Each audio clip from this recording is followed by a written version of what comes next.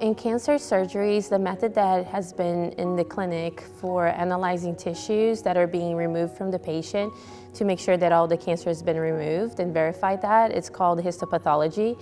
And that's done through analysis of frozen sections that are sent to this laboratory, and the pathologist will look at it to determine if all the cancer has been removed or not during that surgical procedure. The problem is that this procedure can take a long time.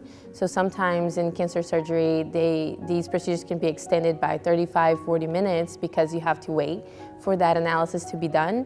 But it can also be quite subjective. This process of freezing the tissue quickly during surgery to be able to get a section for the pathologist to look at using the microscope can cause some changes to the tissue histology and the cytology. So it can be hard for a pathologist to precisely evaluate if there's cancer or not at that region of the tissue section. So there's really an incredible need for new technologies that could be then applied in the clinic and in preference in the operating room to help the surgeons by providing information on the presence or not of cancer at certain positions of the body, and really guiding that surgical resection so that they would know at specific positions when they're removing the cancer if all the cancer has been removed or not, and if that's a region of healthy tissue or diseased tissue that still needs to be removed.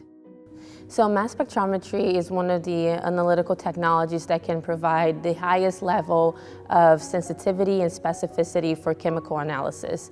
Mass spectrometry techniques are normally used to analyze molecules such as metabolites, lipids, and proteins. In particular, the technology that I've been developing, we've been mostly focused on small molecules, which would be metabolites, fatty acids, and lipids. So when you compare it to GNA and RNA-seq, you're looking at completely different type of molecules. And also, what I think is appealing about metabolic information is that it's providing a real-time picture of the processes that are going on tissue. So with DNA and RNA, you're looking at overall mutations or expression patterns of genes and transcription processes that are going on in cells. And with metabolites, you're looking what are the end products of these reactions, things that are happening in real time, and the cell and the metabolism and so on.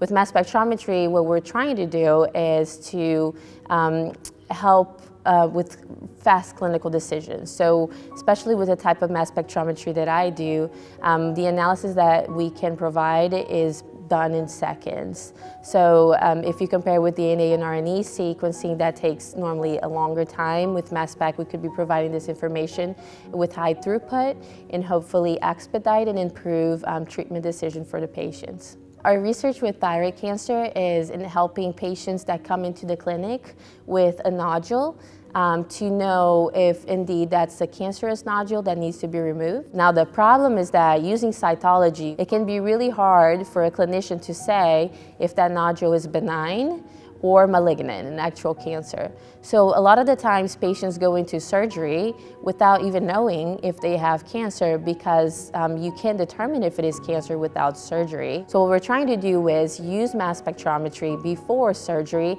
to analyze these cells that can be obtained from the nodule and be able to accurately determine, in fact, this person does have cancer, they need surgery. I think new technologies like mass spectrometry and other modalities will be complementary to what pathologists are already doing.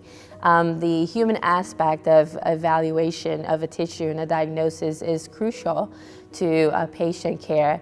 And the thought, at least my goal, is to empower clinicians with newer technologies that can help them make more informed and better decisions, especially based on molecular information that is really reliable and can be highly predictive of disease state.